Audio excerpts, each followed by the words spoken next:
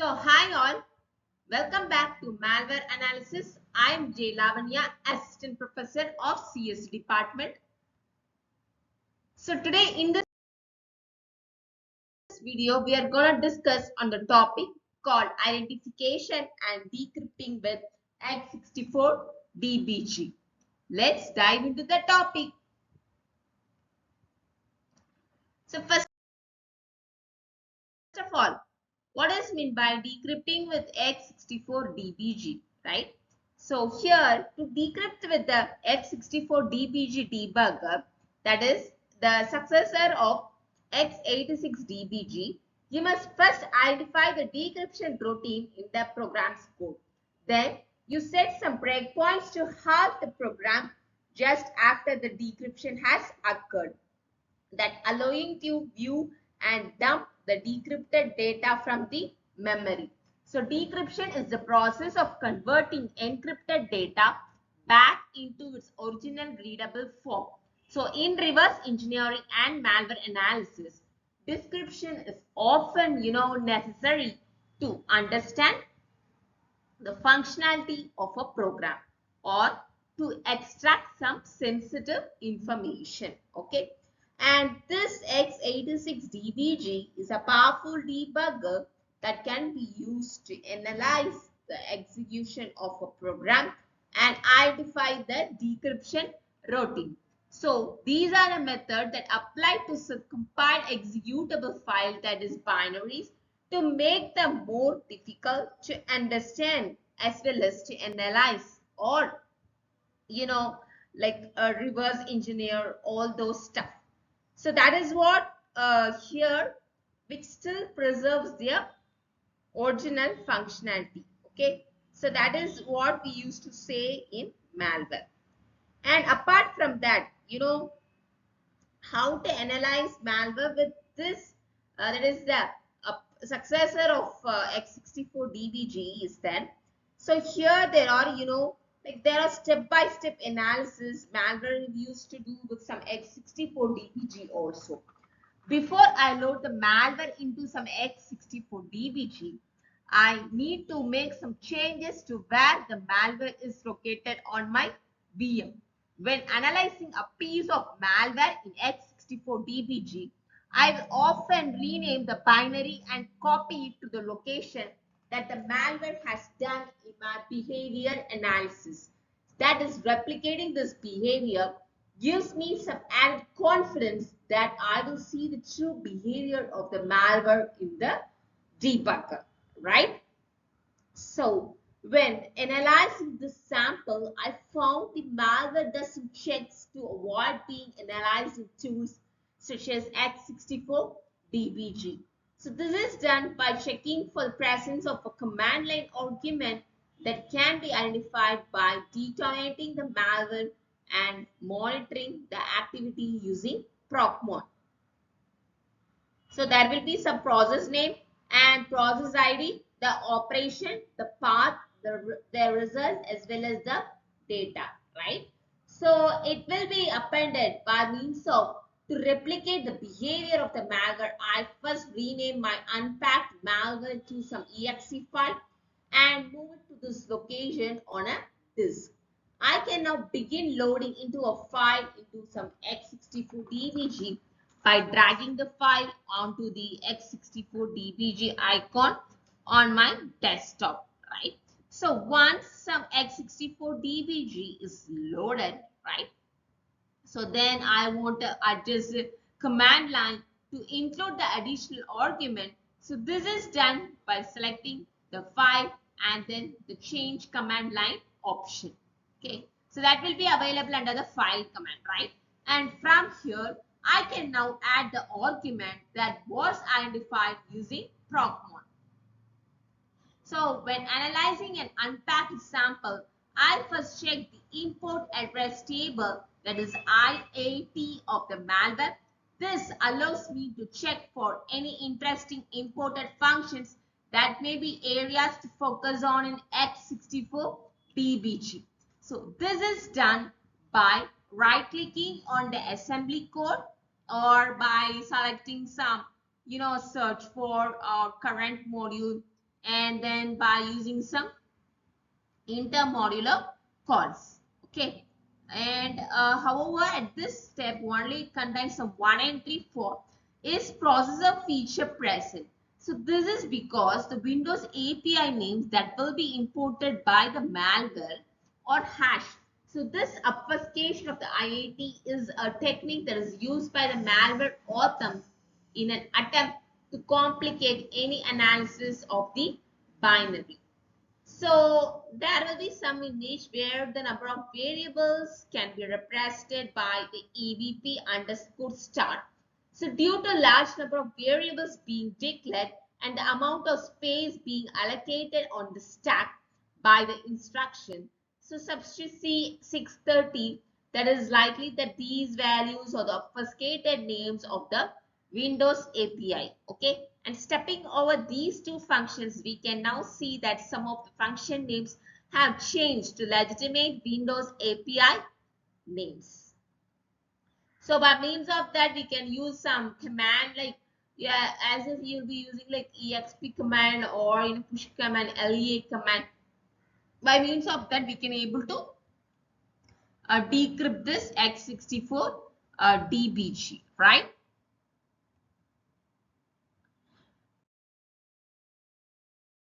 So here, before going to the steps, it is involved, right?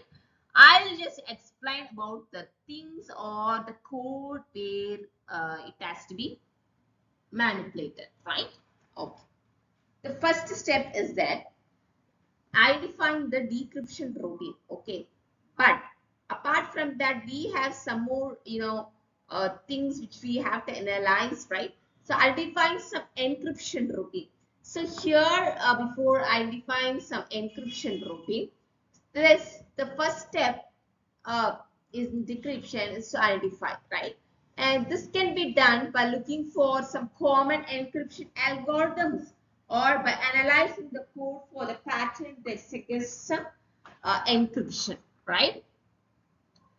So the common encryption algorithms include like AES algorithm, that is Advanced Encryption Standard, that is a widely used symmetric encryption algorithm, and second DES, that is Data Encryption Standard, and oldest symmetric encryption algorithm, and next like RC4, that is a stream cipher, and RSA and asymmetric encryption algorithm. So these algorithms often have some specific characteristics that can be identified in the code. For example, AES often involves F boxes and round keys, and DES involves permutation and substitution operation. So these algorithms, I think you will have learned in some cryptography and network security subject. So there in detail, you can able to expect these kind of problem statements, right? And like analyzing the code pattern. So even if you don't recognize a specific encryption algorithm, you can still identify the encryption routines by looking for some certain code patterns. So these patterns include some bitwise operations. That encryption algorithm often use some bitwise operations such as XOR, and or. Okay, and next like mathematical operations. So encryption algorithm may use some mathematical operations such as addition, subtraction, multiplication, and division. And next like table lookups. So encryption algorithm may use some tables to perform some substitutions.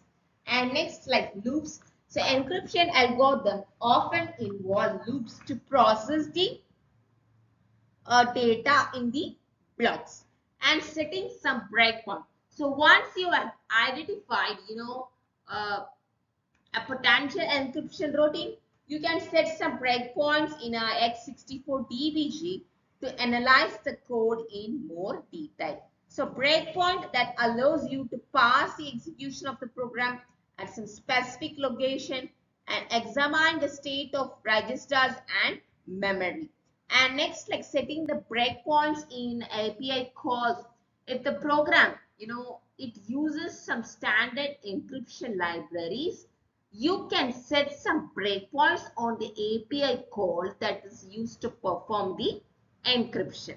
For example, if the program uses the Windows Crypto API, you can set some breakpoints on functions such as, you know, crypt encrypt and crypt decrypt, right? And setting some breakpoints on some suspected encryption functions. If you have identified a suspected encryption function, you can set a breakpoint at the beginning of the function to analyze its behavior. You can also set some breakpoints at some specific locations within the function to examine the values of the variables and registers. And next, like analyzing the memory. Once you have set some breakpoints, you can analyze the memory to see how the data is being transformed. And like x64dbg allows you to view the contents of memory in various formats such as hexadecimal, ASCII, and Unicode. And next, like identifying the input and output buffers. The first step in analyzing the memory is to identify the input and output buffers. The input buffers contains the data that is being encrypted, and the output buffer contains the encrypted data. So you can identify these buffers by examining the arguments passed to the encryption function and tracking the data transformation. So once you have identified the input and output buffers, you can track the data transformation as it is processed by the encryption routine. You can use some x86dbg memory view to see how the data is being modified, right? And next, for decrypting the data. So once you have analyzed the encryption routine and understand how it works, you can decrypt the data. So there are several ways of decrypting the data using some x64dbg. So first of all, reversing the encryption algorithm. The most straightforward way to decrypt the data is to reverse the encryption algorithm. So this involves understanding the steps involved in the encryption process and then performing the inverse operations. So this can be complex, especially for some sophisticated encryption algorithms. Okay. And next, like using the decryption routine. If the program contains a decryption routine, you can use it to decrypt the data. So this involves carrying the decryption routine with encrypted data as input. So this is often the easiest and most reliable method. And next, like patching the program. In some cases, it may be possible to patch the program to disable the encryption, right? So this involves modifying the program's code to bypass the encryption routine. So this method can be risky as it may cause the program to malfunction. Okay, so consider an example like decrypting a simple XOR cipher. So if you want to decrypt some simple XOR cipher, so let's consider there is a decryption with XOR cipher. Suppose we have the following encrypted data. Like I'll explain in the upcoming slides. Okay, so that will be explained. Suppose like 0x1a or 0x2b or 0x3z or 0x4d or 0x5e. So, and we know that the data was encrypted using a single byte XOR key. Okay, so first you have to identify the encryption routine. So in this case, the encryption routine is a simple XOR operation. And next step, we have to set the breakpoint. So we can set a breakpoint at the point where the XOR operation is performed. And third, like for analyzing the memory, we can examine the memory to see the encrypted data and the key being used. And next, like decrypt the data. So to decrypt the data, we simply XOR the encrypted data with the key. If we determine the key to the 0xFF, right? We would XOR each byte of the encrypted data with 0xFF. Okay.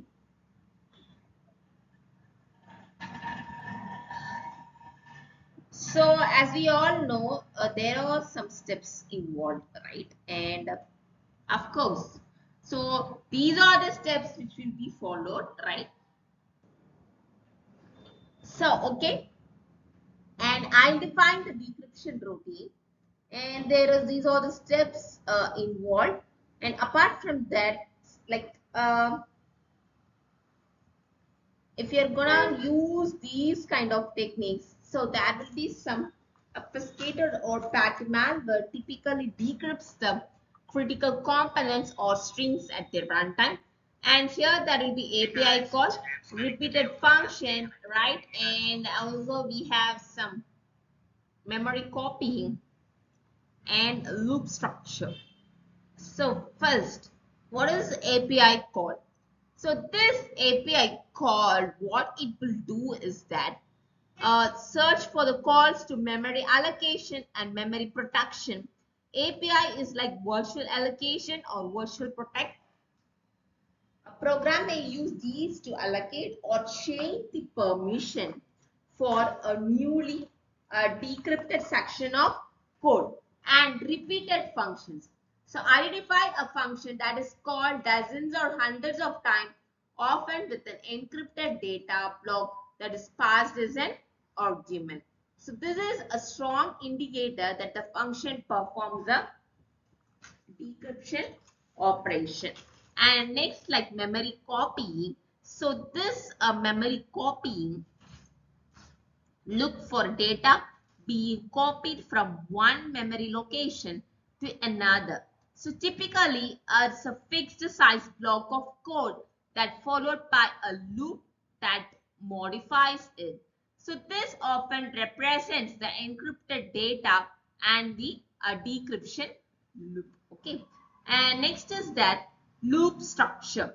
So when observing the code flow graph, find tight loops that contain some mathematical or logical operations such as XOR, ROL, that is rotate left or rotate right.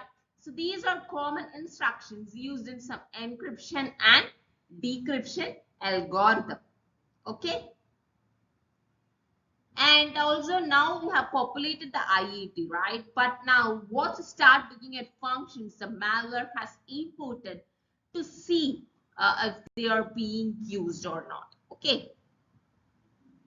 And next, breakpoints. That is, we have to set some breakpoints. So breakpoints that host the program's execution at some specific point, allowing you to inspect the program state, including the contents of memory and registers. So to set a breakpoint on an API call, go to the command bar at the bottom of the x86dbg window, right? And there type BP function name, for example, BP space virtual allocation. To set a breakpoint on a specific instruction, right-click the instruction in the CPU pane's assembly and select the toggle breakpoint. The breakpoint. So this line will turn into the red. Okay. And however, to find where the function is being used in x64dbg, we need to run the malware and set some breakpoint on the API so that it will stop before execution of the function. Just right click on it, you can go for the toggle breakpoint. So there are few different ways of setting the breakpoint. This is one of kind of options, right? The toggle right click on the particular programming, and you can go for the toggle breakpoint, or this turns the red that indicates the breakpoint has now been set. So that is another one. And apart from that, so breakpoint can also be set from the command line at the foot of x64dbg. So this is done by entering, as you have told, like BP space the virtual or the create directory, or you can give some notes. Okay. So an updated message, right, will be, it will just come on, so that it will give you some setting the breakpoint. So another way to set a breakpoint, you have to use some shortcut key, Control plus G, and again enter the name of Windows API. So if 64dbg finds the API in the malware, it will show the message like correct expression. So pressing OK will again generate a message at the bottom of x64 or x86dbg confirming that the breakpoint has been set. Then you have to select the breakpoint tab. Okay, that will be because so many types like CPU, graph, log, call stack, memory, map, script, all those stuff. But we have to select the breakpoint tab and will confirm the display that the breakpoints have been set. So when a breakpoint is hit, you may find yourself in the DLL where the API resides. To get the malware author's code, simply select debug and then execute till return or run to user code. Okay, and so by means of this we can able to set the breakpoint, right? Am I clear for it? Yeah. So this is the simplest thing. And the third one is that, analyzing the decrypted data. So why we have done it? So first of all, we have just analyzed, right? And second, we have used some breakpoints and all those stuff. And third is that we have to analyze the decrypted data. But before breakpoint also, find the instruction that places the decrypted strings address into a register and right click the instruction and then select conditional log breakpoint. The log text field, you have to enter the format to display the string. For example, like string Unicode or AAX, log the address in brackets as a Unicode string. Okay, so this is a step. So once your breakpoint is hit, the program will pass. Okay, it will think, okay, that's it. It will be thinking, but we have to use the view memory. So find the memory address of the decrypted data. So this might be in a register like EAX or RAX or on the stack. You have to just right click the register or the stack entry, then follow in dump. So the dump, what pane will show the a memory at the where it is set, right? And you can inspect the newly decrypted data in a clear text format, right? And dump the section secure. We have to go to the memory map table and find the section of memory that contains the decrypted data and right click the memory region and select dump memory to the file. So this will save the decrypted memory to a file for some later analysis. Okay, so this is how you can go for this dump option. But and as you have analyzed, multivariate samples that begin to recognize some functions like that is used by the malware. Create mutex W. So that is used to create what's known as mutant or mutex. So mutexes are often used by the malware to indicate that a machine has been infected. If the machine is infected again, then the malware may run a check for the presence of a mutex, and if one is found that is associated with that malware, right, then it would attempt to reinfect the device. Hitting run in x64dbg now runs some malware until one of our breakpoint is hit and the malware is passed. So the first breakpoint hit will be create mutex W. So the black box on the left hand side that will be appeared. So with the address written in the red, right, and is the address where our breakpoint has stopped in the call to create the mutex W.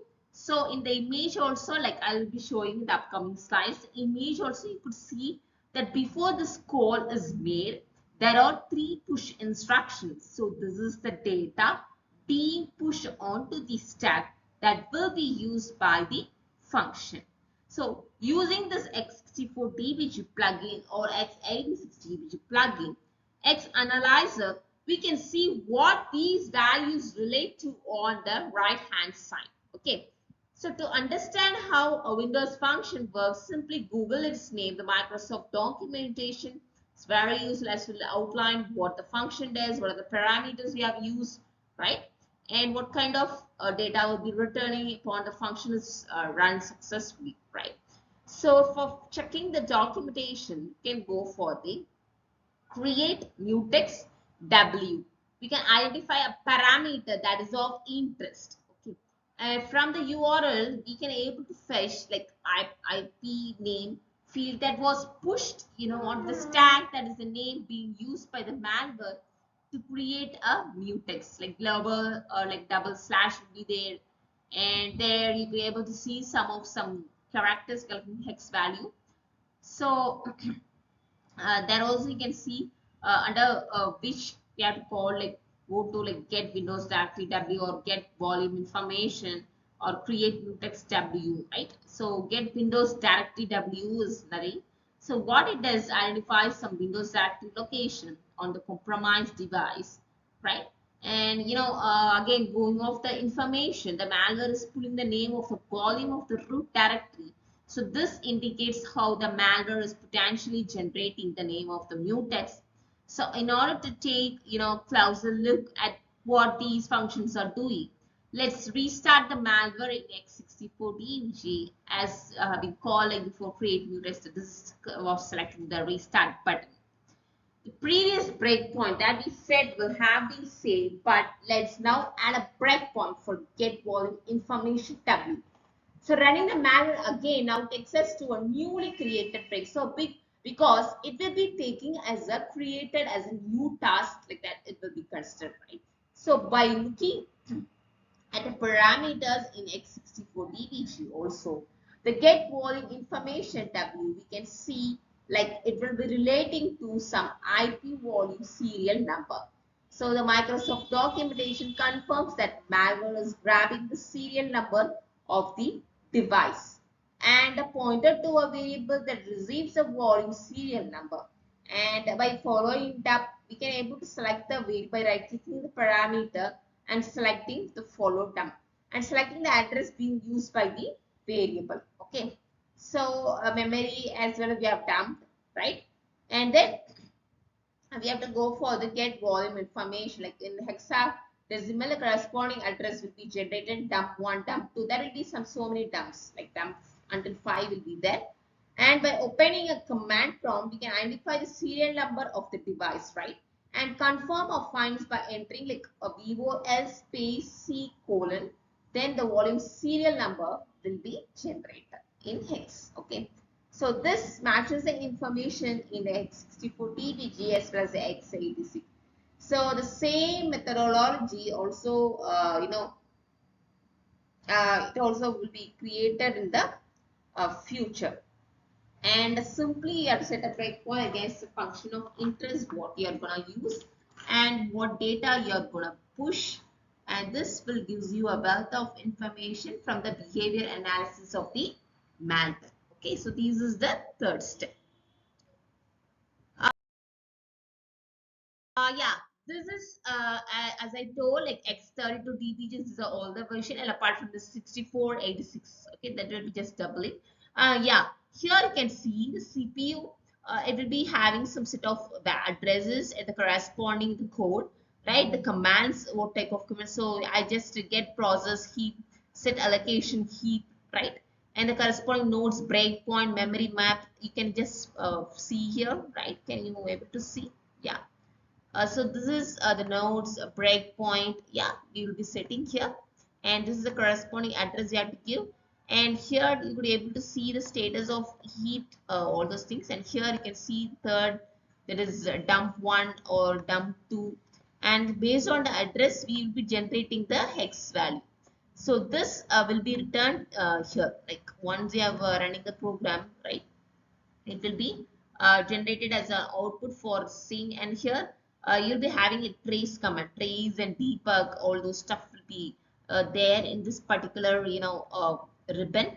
And here from there we can able to fetch the values. So by means of that we can able to create a analyzing the x86 similar process, but one or two icons will be differed from x32 or 64 or 86 dbg. Okay, so not more than that. Okay, yeah, and this is a decrypting of a simple XOR cipher. So first you have to identify the encryption routine, and second we have to set the breakpoint, and third we have to analyze the memory, and fourth one we have to decrypt the data. So these are the four steps involved in decrypting a simple XOR cipher. Can you able to understand? Yeah, and this is the step what you have seen. So first is that identify the routine. We are recognize the encryption algorithm and code patterns. And second, you have to set the breakpoints. You have to place the breakpoints on API calls and encryption function. And the third is that analyze the memory. You have to track the data transformation and identify the buffers. And next step is that you have to go for the decrypting the data, that the reverse the encryption algorithm and patch the program. So these are the steps involved in decrypting the data with x86dbg. Okay, yeah. So in this particular video, we have discussed on the topic of x86dbg, right? And what are the steps to be followed in this particular x86dbg. First, we have to set the identify the decryption routine. Second, we have to set the breakpoint, and third, we have to analyze the decrypted data. So these are the steps to be followed, right, in x86dbg. And how to identify the encryption routine. We have discussed about the encryption algorithms. Okay, so all those stuff will be seen over here. So thank you all. I hope this video will be very useful.